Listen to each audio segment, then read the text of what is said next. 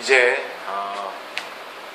시간도 많이 오버되었지만 그래도 이게 한 분도 빠짐없이 계속 자리에 앉아 계셔주셔서 감사드리고요. 이제 남아있는 한 30-40분, 40-50분 정도 이제는 자기 개발이라고 생각하시면서 하나의 이제 정보를 넣는다기보다는 하나의 느낌을 얻어가는 시간이 될 겁니다.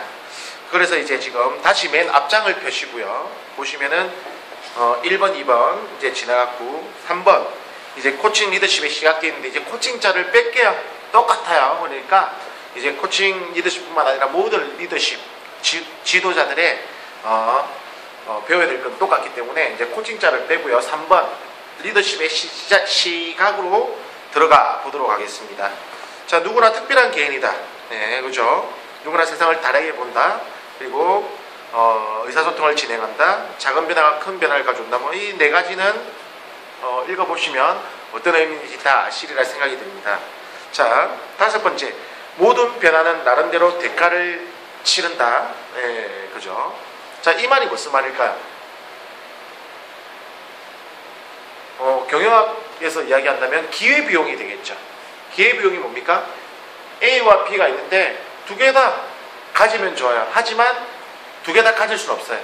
A를 선택해서 B를 선택 못했기 때문에 생기는 비용, B를 선택함으로써 A를 선택 못했기 때문에 생기는 비용을 이야기하는 거죠. 예. 두 가지를 다 가질 수 없다면, 예. 적어도 리더라면은 하나를 얻음으로써 하나를 잃는 데 대한 비용을 생각하면 안 되고, 그러면 발전을 이룰 수가 없습니다. 때로는 정말 마음 아프고 정말 뭐 힘들지만 하나를 버려야 될 때는 과감히 버리고 새로운 것을 받아들여야 됩니다. 그런 가지고 있는 것에 대한 잃는 것에, 가지고 있는 것에 대해서 없어지는 것에 대해서 불안을 느끼고 힘들어한다면 진정한 새로운 리더로서 태어나지 못한다는 말이 되겠죠. 자, 그리고 뭐 신뢰가 최선색이다. 예, 그리고 인간의 근본 욕구는 누구나 칭찬받고 싶어한다. 이거는 뭐 정말 흔한 말이죠. 뭐 심지어 뭐 칭찬은 고래도 춤추게 한다는 뭐 책이 있듯이 칭찬만큼 좋은 기회가 없고 칭찬만큼 좋은 동기부여가 없다는 거, 이야기를 하고 있겠죠. 마지막, 모든 일에는 긍정적인 마음과 낙천적인 마음을 가져야 된다. 정말 중요한 것 같아요. 자, 여기 앉아있는 여러 학생들 중에 나는 성공하고 싶다, 한번 손을 들어보시기 바랍니다. 그래요. 뭐 한 분 빼고 다 들으시네요. 그죠? 모두가 이 사회에서 성공하고 싶죠. 물론 그 성공의 척도라는 게 뭐 돈 큰 집 빠른 차, 여자 명성, 사회적 지위, 은행 부자의 잔고 액수가 될 수도 있겠지만 그 성공의 척도는 나름대로 여기 앉아 계신 분들 모두가 틀릴 것이라 생각이 듭니다. 자, 하지만 자기 마음속에 있는 성공까지 가기 위해서 많이들 생각하고 고민하고 노력들 하고 계실 거예요.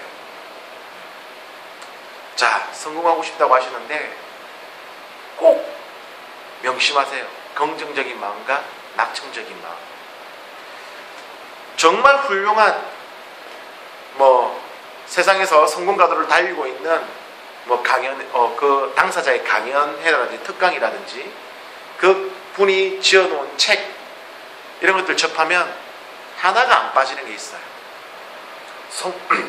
다시 말씀드리면 성공하셨던 분들의 공통적인 말이 한 마디가 있습니다. 한 단어가 항상 끝에 이야기하죠. 긍정입니다. 긍정만큼 성공을 하려고 하면 꼭 긍정만큼은 가지고 있어야 돼요. 아무리 세상이 어지럽게 복잡하게 힘들게 돌아갈지언정 성공을 하려고 하면은 긍정적인 마음 꼭 가지고 있어야 됩니다. 이거는 이제 추상적으로 그냥 긍정적이면 성공할 확률이 높다는 게 아니라 심리 전문가들이 증명을 시켜내죠. 제가 10가지 사례 중에 한 가지만 말씀을 드리겠습니다. 이 자리에서는. 자, 여러분들, 매사에 부정적인 사람한테는 사람이 안 보입니다. 내가 성공을 하기 위해서는 내가 똑똑하고 노력해야 되는 건 맞지만 그 주위의 참모들, 내 지인들 역할도 엄청나게 중요해요. 절대 동불장군식으로 내 혼자 잘해가지고 성공할 수 있는 시대는 이제 끝이 났다고 다들 이야기를 하고 있습니다. 주위의 도움들이 있어야지 성공도 가능하다는 이야기죠. 자, 여러 사례들 중에 하나만 이야기를 해볼게요. 자, A 케이스입니다. 친구가 어떤 일 때문에 전화를 했습니다. 여보세요? 뭐 힘들지 뭐. 죽겠다. 그래 뭐. 그만두든지 해야지. 다음에 얘기하자. 자, A 상황이고요. 자, B라는 친구한테 전화를 했는데, 자, 전화를 받습니다. 제가 전화를 했는데 친구가 전화를 받습니다. 요즘 잘 지내고 있나? 뭐 다 힘들지 뭐 내만 힘드나? 그래 괜찮다. 죽기밖에 안 했나? 그래. 언제 소주 한잔 할까? 좋지. 그래, 힘들수록 친구도 보고 해야지. 콜. 자, 여러분들 A 케이스가 있었고 방금 B 케이스가 있는데, 여러분들이 친구한테 전화를 한다면 방금 A라는 친구한테 전화를 더 하고 싶겠습니까? B라는 친구한테 더 하고 싶겠습니까? 맞죠? 정확하죠? 명확하죠? B라는 친구한테 모두가 전화를 한 번 더 하고 싶을 거예요. 나도 힘든데 전화할 때마다 나도 죽겠다. 비관적인 말투, 힘든 말투 계속 내어보세요. 전화하고 싶겠는가? 주위에 사람이 안 모이고 있는 사람도 떨어져 나간다는 거죠. 근데 매사에 액티브하고 긍정적으로 이야기를 해준다면은 어때요? 한 번 더 전화하고 싶고 한 번 더 그 친구를 찾아서 기대어보고도 싶고 조언도 들어보고 싶고, 그게 인간의 심리입니다. 긍정적인 사람한테는 사람들이 모입니다. 하나의 사례를 통해서 이야기를 해본다면 여러 가지 사례들 중에 방금 전에 하나를 이야기했지만 주위에 사람 모이는 그 자체만으로도 어떻게 나의 정보력이라든지 지식력, 나의 무한한 가능성들이 커진다는 거죠. 잊지 마시기 바랍니다. 자, 다음 넘기시고요. 4번 리더십의 기본 자세.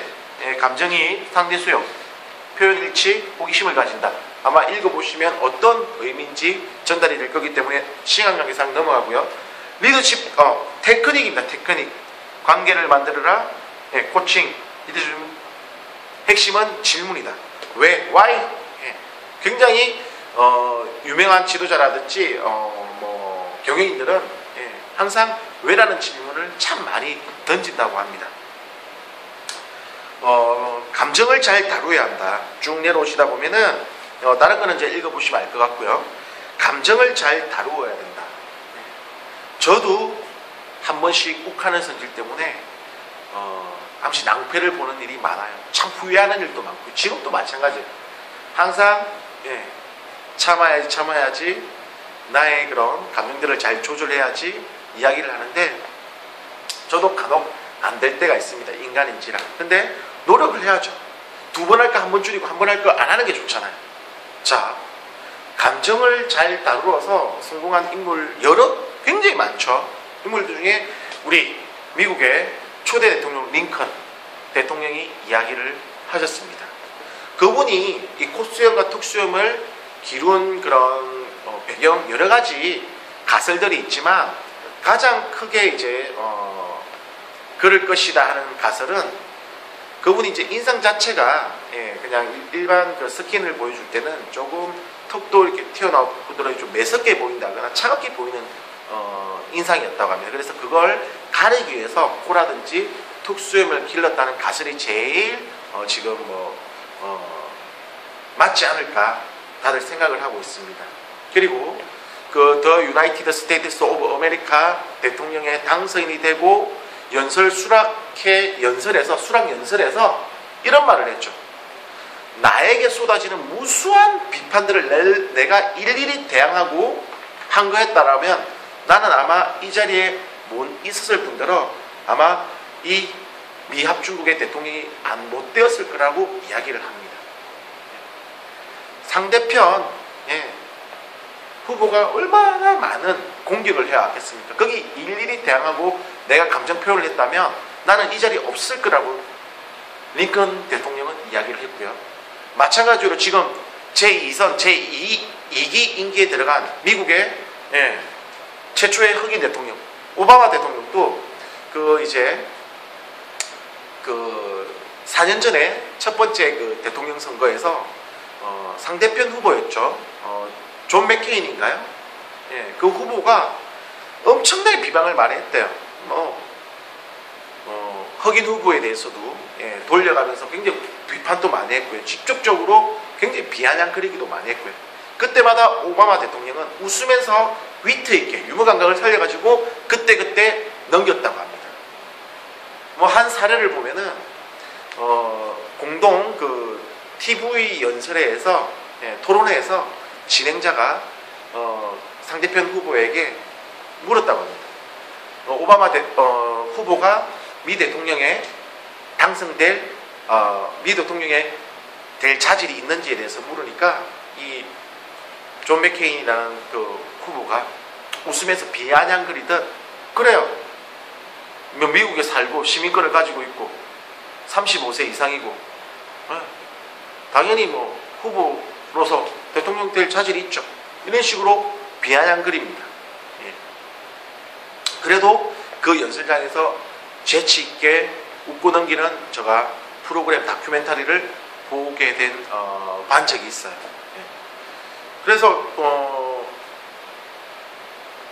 대선 뭐라고 하나요 그걸? 대선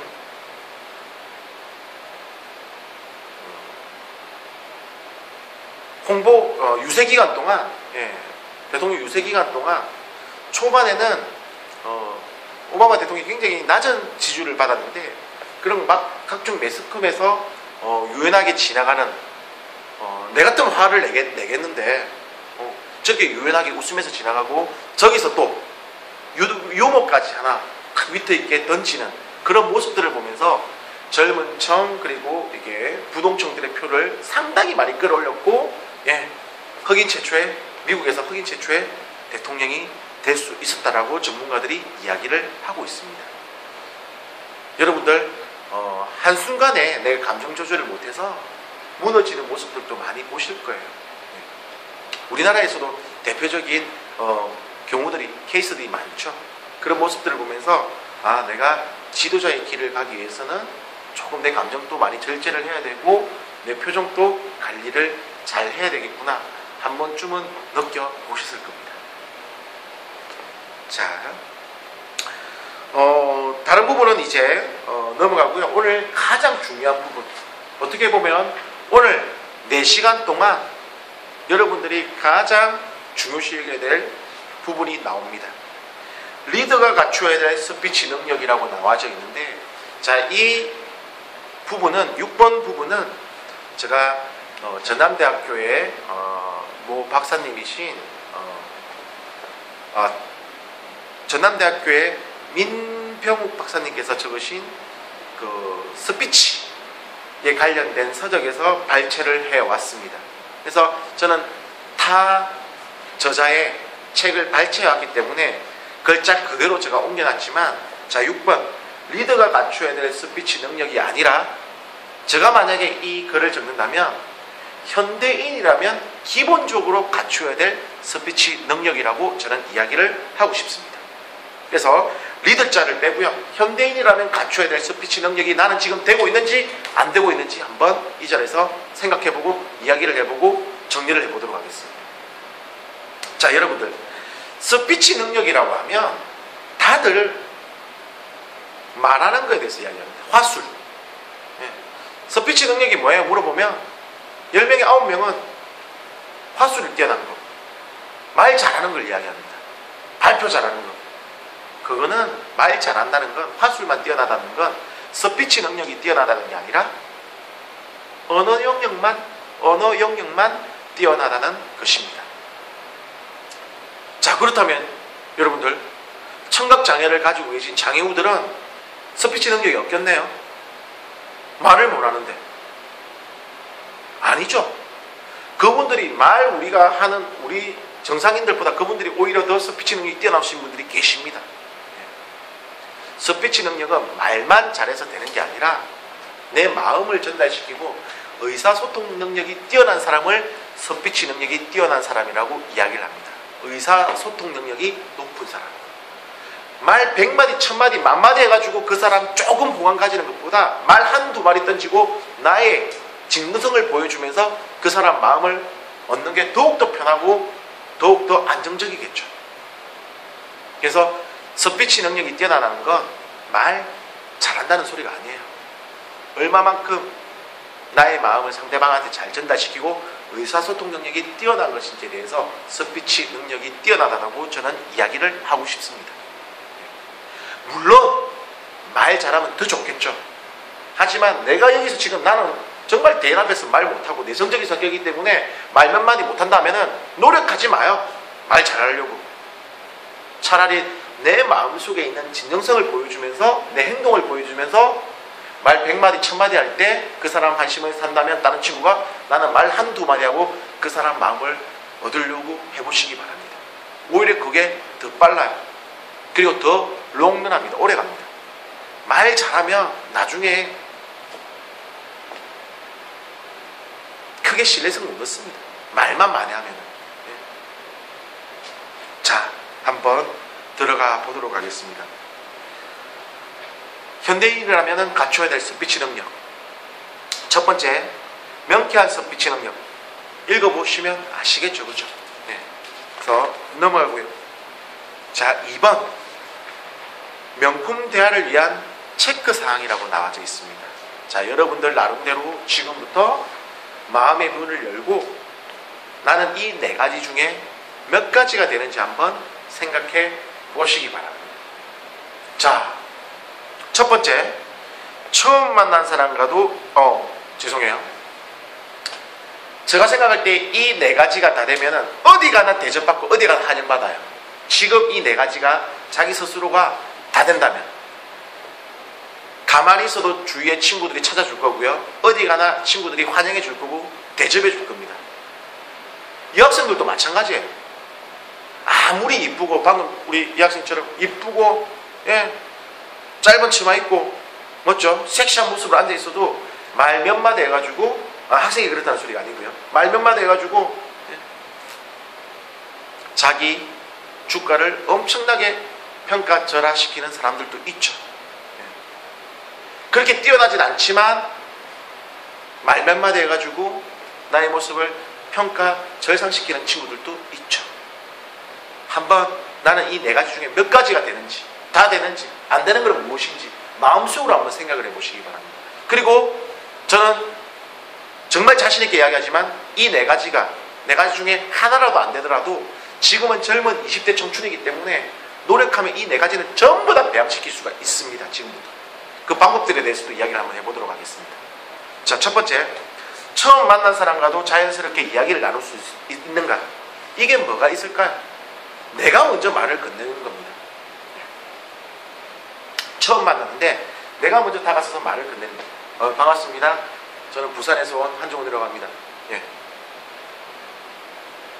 자신감이 있어야 돼요. 당당한 자신감이 있어야 되겠죠.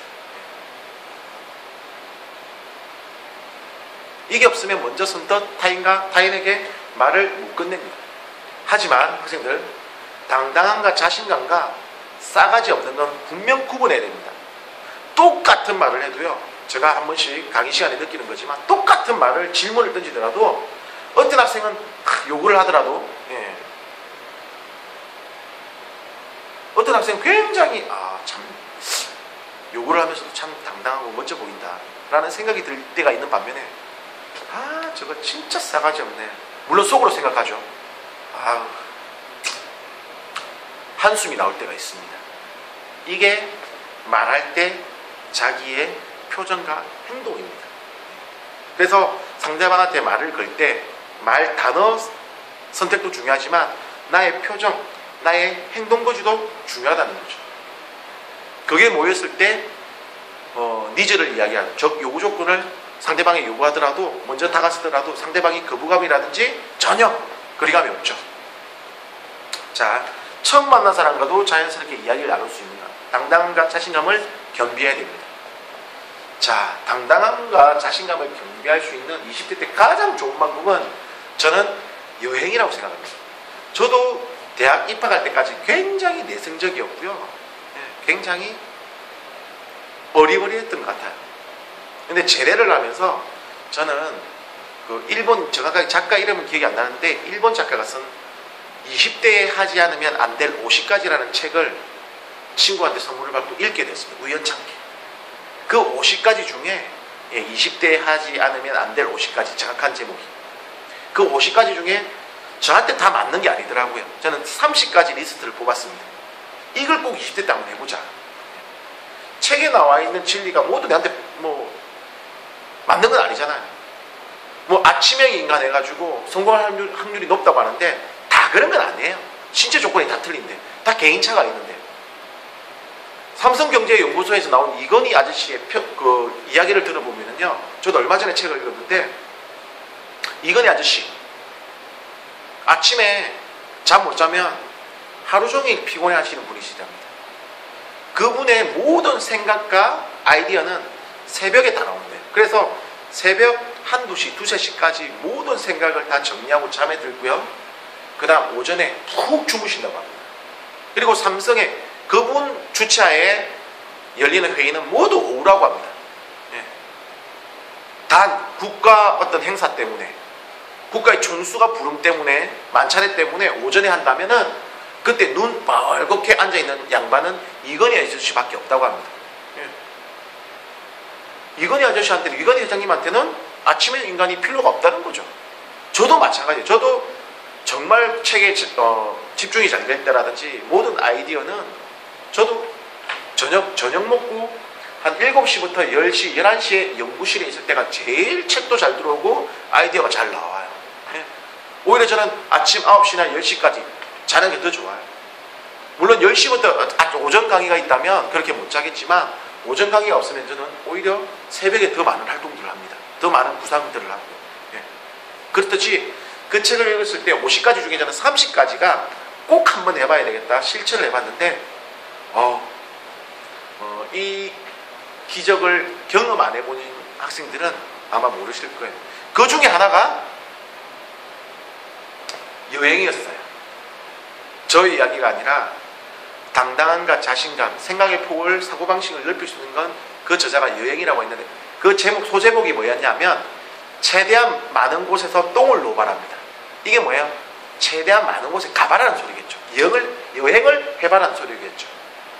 그래서 여행을 하게 되니까 나도 모르게 굉장히 자신감이 넘쳐지고 사고폭이 넓어지더라고요. 자, 여기서 여러분들 코레일에서, 한국철도공사에서 방학기간만 되면, 여름방학, 겨울방학만 되면 내세우는, 발권하고 있는 내일로 티켓으로 여행을 해보신 분. 그래요. 아마 지금 몇 분 계신데 그 갈 때랑 올 때랑 내 마음은 완전히 틀릴 거예요. 자, 전주 한옥마을에 도착했습니다. 저녁 기차를 타고 밤에 도착했어요. 이제 숙소, 찜질방이나 도미토리 숙소를 찾아야 됩니다. 도미토리. 다 같이 잘 수 있는 숙소를 찾아야 됩니다. 저렴한 숙소. 자, 물어봅니다. 지나가는 사람한테. 저기요, 어디로 가야 되는데요? 자, 이렇게 물어봐십니까? 아니죠, 그죠? 네? 최대한 자기 모습과 표정을 부드럽게 하고 말투도 부드럽게 단어를 선택하겠죠. 저기 죄송한데요, 지금 이 가까운 찜질방을 찾고 있는데 어디까지 가야 되나요? 어디로 가야 되나요? 상대방한테 다갔을 때는 최대한 공손한 태도와 말투를 구사를 하죠. 이게 하나하나 모이면 대인관계에서 엄청난 플러스 요인이 됩니다. 그리고 자신감이 쌓이게 되고요. 아, 내가 이렇게 말했을 때는 저 상대방이 이렇게 반응을 보이구나. 아, 내가 이렇게 말했을 때는 저 상대방이 이렇게 나한테 반응을 보이구나. 스스로 느끼게 되면서 플러스 시키고 마이너스 시키면서 내거로 만드는 것이죠.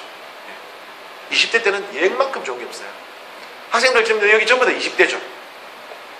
저는 30대입니다. 중반입니다. 자, 20대 때 하는 건 여행이에요. 40대가 넘어서 하는 건 뭔지 아세요? 어딜 다니는 건? 관광입니다. 관광. 적어도 여행이라 부를 때 여행을 해보시기 바랍니다. 나중에 남들이 가자는 곳에만 따라다니고 그 배경만 본다면 관광이에요. 근데 여러분들은 그 배경을 보면서 젊은 청춘 시절 때는 생각을 하게 되고 많은 사람을 만나게 되면서 거기서 엄청 학교에서 배울 수 없는 엄청난 무엇인가를 얻어온다는 거죠. 제일 큰 거는 자신감을 얻어올 거고 당당함을 얻어올 겁니다. 한번 실천해 보시기 바랍니다. 자, 두 번째, 타인이 거리낌 없이 말을 걸어오는 편인가? 잠시만요. 물 한 잔 좀 먹고 올게요.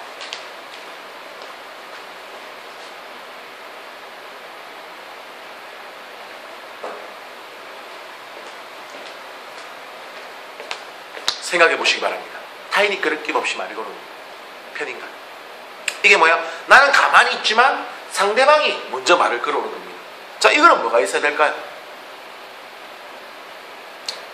그렇죠. 첫 느낌, 첫인상이 좋아야 되겠죠. 세상에 인상 쓰고 무표정하고 있는 사람한테 먼저 다가설 수 있는 사람이 몇 안 돼요.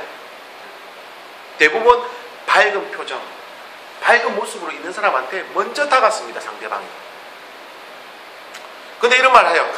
간혹 이런 말 하면은, 몇몇 학생들은, 선생님, 저는 선천적으로 눈도 눈꼬리도 올라가고, 막, 몸매가 이래가지고, 가만히 있으면은 무섭게 보고, 사람들이 주위에 안 오려고 합니다. 그거는 웃는 게 습관이 안 되었기 때문에 그런 겁니다. 웃는 게 습관이 되어 있으면은, 가만히 있어도 남들이 볼 때는 약간 미소 짓는 것처럼 보여요.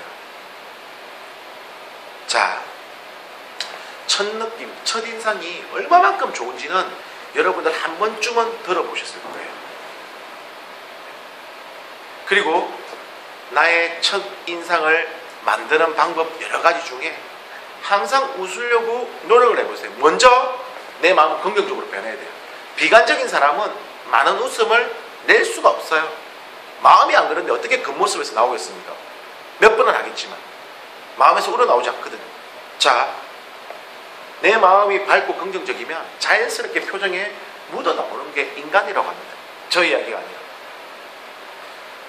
하나의 예화를 또 들어본다면 여러분들 이건희 회장님의 아버님이시죠. 이병철 회장님, 삼성물산을 처음에 이끌어 오셨고 이 거대 삼성그룹을 만들어 놓으신 장본인입니다.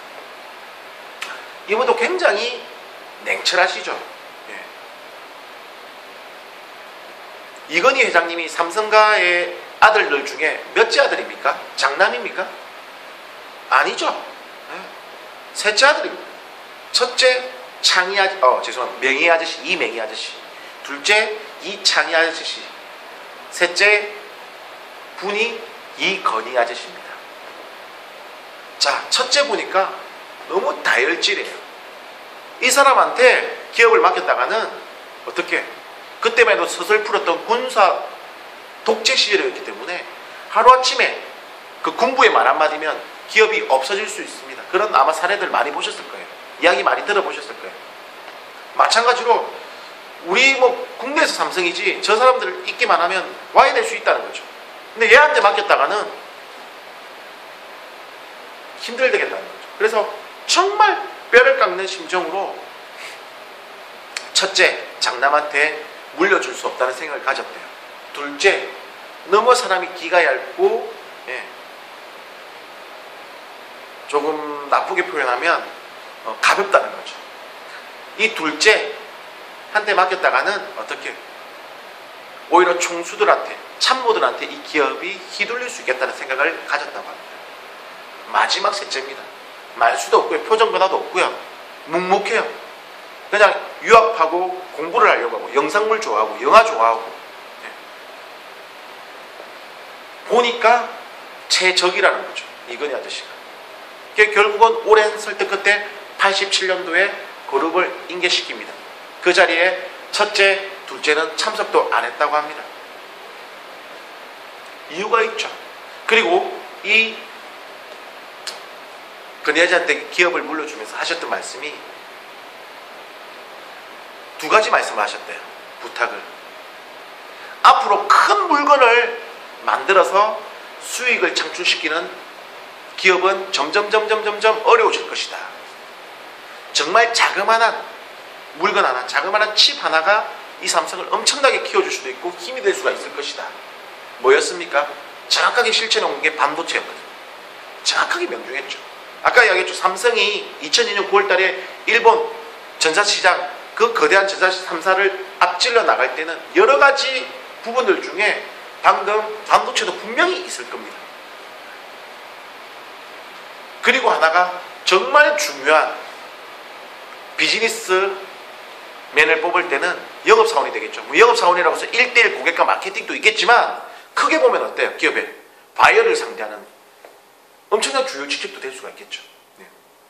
이런 영업관리사원을 뽑을 때는 이 점을 꼭 유의해서 뽑아라. 이게 삼성의 얼굴이 될 것이다. 그 클라이언트들을 만나는 사람은 네가 아니라 어떻게? 그 사원들이 삼성 이미지를 다 만들어줄 것이다. 자, 이병철 회장님은 굉장히 중요한 영업관리사원을 뽑을 때는요, 꼭 본인도 들어가셨지만 거기 임원들만 들어간 게 아니라 자기 옆에, 이병철 회장님 옆에 꼭 한 분을 대동하셨다고 합니다. 그룹과는 전혀 상관없는. 들어보셨나요? 예. 방금 학생 뭐 입으로 말씀하시는데 그쵸? 관상학자를 항상 대동하셨다고 합니다. 이분이 보는 건 하나밖에 없어요. 모두가 그 면접 장소에서 다 웃고 있죠. 다 미소를 띠고 있죠. 하지만 평소에 많이 웃는 사람과 안 웃는 사람, 평소에 긍정적으로 생각하는 사람과 아닌 사람을 이 관상학자는 구분해낸다고 합니다. 물론 저도 모르고 여러분들도 몰라요. 근데 지금 웃고 있어도 이 사람이 평소에 웃는 사람인지 아닌 사람인지는 이 웃음주름이 있다고 합니다. 거기에 대해서 많은 플러스 요인을 주고 아무리 스펙이 뛰어나더라도 평소 때 많이 웃지 않은 인상은 뽑지 않았다고 합니다. 근데 삼성이 이렇게 거대 글로벌 기업이 될 수 있었던 건 그런 인재를 채용할 때도 그런 미소적인 부분도 정말 무시 안 하고 그걸 실천에 옮겼기 때문에 지금의 밝은 삼성이 있지 않느냐라는 생각도 전문가들은 가진다고 합니다. 자, 이건 하나의 예화였고요. 여러분들 평소 때 많이 웃어보세요. 많이 웃어보고 많이 긍정적으로 생각해보세요. 그러면 내 인생 그냥 바뀝니다. 자, 이런 말이 있더라고요. EBS에서 이렇게 그 언어 발달의 수수께끼라고 2부작을 만들어가지고 이제 각 학교에서 실험을 했는데 많은 실험들, 몇 가지 실험들 중에 자, 저는 이게 딱 기억이 남더라고요. 고등학교 3학년 교실이에요. 그리고 몰래카메라를 설치해놓고 담임선생님을 알고 계시죠. 그리고 이제 담임선생님이 아침에 들어와요. 근데 수업을 하기 전에 학생들한테 사진을 찍어준다고 자, 하나, 둘, 셋 사진을 딱 찍으니까 다들 표정이 사진 찍을 때 이래요. 근데 수업을 안 하고 50분 동안 뒤를 이어서 레크레이션 진행자가 와요. 굉장히 웃긴 사람. 그리고 40분, 50분 동안 이 반 전체를 엄청나게 웃겨줍니다. 그리고 40분 후에 딱 끝마쳤을 때 다시 담임선생님 자 얘들아 사진 찍자니까 애들 표정이 다 이렇게 바뀝니다. 자연스럽게 웃음으로 바뀝니다. 몇 번 40분 동안 몇 번 웃지도 않았는데 자, 이 말이 뭘까요? 거기서 하는 말이 10대 때는 10번만 웃으면 인상이 바뀐대요. 밝게. 자, 20대는요 200번 웃으면 인상이 바뀐다고 합니다. 30대가 되면은요 3000번을 웃으면 인상이 바뀐다고 합니다. 40대는요 수치상으로는 4만 번이 되겠지만 안 바뀐다고 합니다. 그때부터는 내가 살아온 환경, 내가 살아온 마음이 얼굴에 드러났기 때문에 잘 안 바뀐다고 합니다. 어쩌면 영원히 안 바뀐다고 합니다. 저도 이 이야기를 듣고 저는 30대잖아요. 엄청나게 웃으려고 노력을 많이 했었습니다.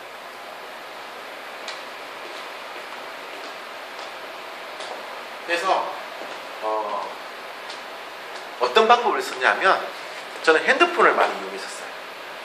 어떻게 했냐면 그냥 길을 가다가 아니면 뭐 전철을 타고 가다가 가만히 있는데 앞에 사람이 갑자기 나랑 눈이 마주쳤는데 웃는다고 생각해 보세요. 굉장히 불쾌하고 오히려 겁이 날 거고 짜증이 날 거예요. 그죠? 이렇게 남한테 거부 반응을 일으키면서까지 웃는 연습을 하면 안 돼요. 혼자 있는 뭐 엘리베이터 안이라든지 저는 웃고 싶으면 길을 가다가도 아니면 전철 안에 대중교통 안이라도 저는 웃고 싶은 연습을 하고 싶을 때는 이 핸드폰을 이용했었습니다. 지금 아무것도 안 와 있어요. 근데 남들은 모르죠.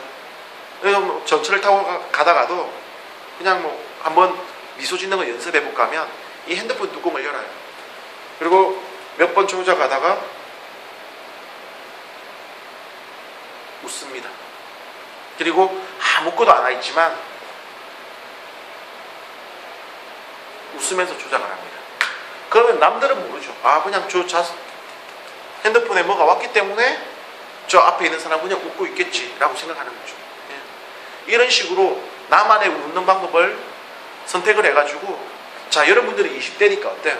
200번, 하루에 10번만 웃으면 한 달 안에 여러분들 인상이 바뀐다는 거죠. 한번 옮겨보시기 바랍니다. 자, 세 번째, 항상 경어를 사용하는가?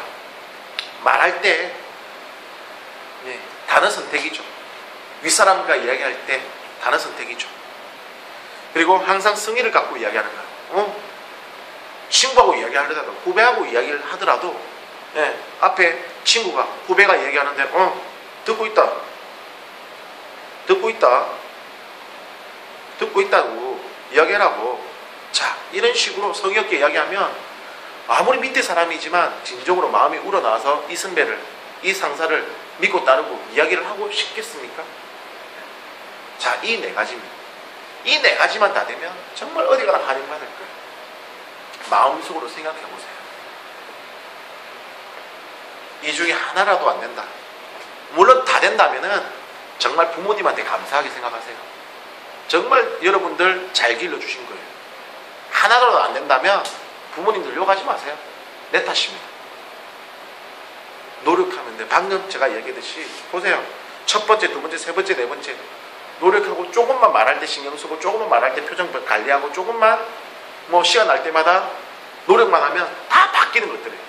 정말 20대이기 때문에 짧은 단기간 내에 미시적인 시간 안에 바뀐다는 거죠. 여러분들 한번 실천해 보시기 바랍니다. 자, 두 번째 체크리스트 적고요. 세 번째 철저한 준비를 한다. 적극적으로 참여한다. 어떤 내용인지 아시겠죠? 발언을 독점하지 않는다. 이게 뭐냐면 여러분들 사회생활 하다 보면 다 힘들어요. 나도 오랜만에 친구들 만나고 내 동료들 만나면, 내 동기들 만나면 하고 싶은 말 많아요. 근데 친구들 만났는데, 동기들 만났는데 지 혼자 힘들다, 지 혼자 죽고 싶다라고 계속 2시간 술 마시는데 지 혼자 1시간 동안 이야기를 해보세요. 나중에 그 친구 다시 만나고 싶겠습니까? 나중에 그 친구한테 연락하고 싶겠습니까? 안 됩니다. 지 혼자 말 많이 하는 친구는 사람은 주위에 점점 사람 떨어져 나갑니다. 오히려 한마디 한마디 들어주면서 한마디 한마디 하고 적소적시에 유머, 좀 재미난 농담 한마디 던지면서 그 분위기를 잘 타는 사람이 인정을 받지, 뭐 청산유수처럼 말 계속 하는 사람 절대 어디 가면 대접 못 받아, 환영 못 받아요. 특히 여기 여학생들도 많지만 남학생들 명심하세요. 어디 가서 말 절대 많이 하지 마요. 자, 네 번째 읽어보시면 아실 것 같고요. 4번, 5번 읽어보시면 알 것 같습니다. 자, 6번 SOLER 원칙이라고 되어 있는데 이게 아마 밑에 있는 5가지의 약자인 것 같아요. 한번 들어가 볼게요. 상대방을 똑바로 바라볼 것. 이야기할 때 내가 이야기를 하든 상대방이 이야기를 하든 눈을 보고 마주치고 이야기를 하고 들어야 되겠죠. 아까 이야기했죠. 상대방은 어렵게 이야기를 꺼내는데 핸드폰 만지자 그러면서 카톡 하면서 카톡 하시오 하면서 하면 상대방이 기분 좋겠습니까? 그거죠. 자, 다리를 꼬거나 팔짱을 끼지 말 것. 이게 굉장히 건방져 보이고 폐쇄적인 모습이라고 합니다. 다리를 앉아서 꼬거나 팔짱을 끼고 있을 때 이런 거죠. 가급적이면 팔을 내리고 다리도 자연스럽게 하고 있는 게 개방적인 자세고 앞에 말을 하는 사람, 앞에 들어주는 사람의 예의라는 거죠. 내가 아무리 위의 사람이지만 상대방 쪽으로 몸을 약간 기울일 것. 이런 거죠. 이거는 또 사회생활 할 때 어떻게 매너인데 몸을 약간 기울이는 게 나는 당신의 말을 들을 준비가 되어 있습니다라고 알려주는 게 되는 거예요. 자, 한번 두 가지 케이스를 한번 보여드리겠습니다. 어떤 게 더 정감 가고 호감 가고 믿음이 가는지. 자, 우리 맨 앞에 있는 우리 남학생 선생님 한번 불러보시기 바랍니다. 첫 번째 케이스입니다. 선생님. 예, 말씀하세요. 랑, 그죠? 랑. 자, 두 번째 케이스입니다. 한번 불러봐 주세요. 선생님. 네. 자, 학생들, 전자가 더 호감이 가고 믿음이 가요? 후자가 더 호감이 가고 믿음이 갑니까? 사람이라면 다 똑같은 생각이 들 거예요. 네. 단순히 네, 고개만 드는 거라 조금, 정말 조금이지만 네, 앞으로 숙인다면 불러주는 상대방, 말하는 상대방, 들어주는 상대방이 정말 받아들이는 게 틀리다는 거죠. 뭐 그렇다고 해서 뭐 과도하게 오버액션 해가지고 네, 막 이렇게 하라는 말은 아니에요. 자, 적당히 눈이 마주칠 걸. 이게 5초, 1초라는 표현도 쓸 수가 있는데 뭐냐면 아마 여러분들 이런 뭐 경우 한 번씩 있으실 거예요. 좀 뭐 원로 교수님이라든지 좀 높은 분이 뭐 내가 말을 먼저 걸었는데 눈을 똑바로 마주치면서 이라면 굉장히 말하는 사람이 부담스러움을 느낀다고 합니다. 네. 특히 위에 사람이 들으면서 이라면 말하는 사람이 밑에 있는 사람이 굉장히 부담스럽다고 합니다. 여러분들 한 번씩 그런 경험 있으시죠? 뭐 교수님들하고 이야기할 때. 그래서 내가 위 사람인데 앞에 사람이 위 사람이 아니더라도 친구더라도 말을 듣고 있을 때는 상대방 눈을 마주치면서